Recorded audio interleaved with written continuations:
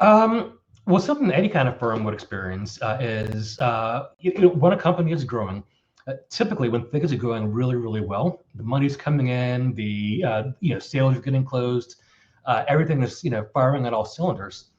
That's when I think mistakes can happen that can derail that progress and that really can sometimes even bring down that company. So examples are, you're in hiring mode. You got to bring on a big team right away to satisfy a big client need. So maybe you skip a couple of steps. Maybe you cut some corners, and bad hiring decisions and really not thinking through that hiring or onboarding process can lead to a lot of legal issues.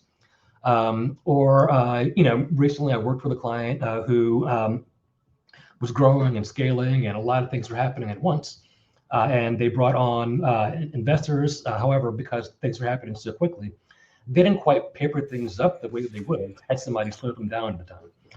So as a result, no contracts were ever signed, and it became confusing years down the road as to what the parties actually had agreed to and what that relationship really was supposed to be about. So it's really when things are going well, and when things are accelerating from a business perspective, that it's all the more important to take a step back and think about, well, what are the consequences? What are the pitfalls that we may be stumbling into if we're not more careful?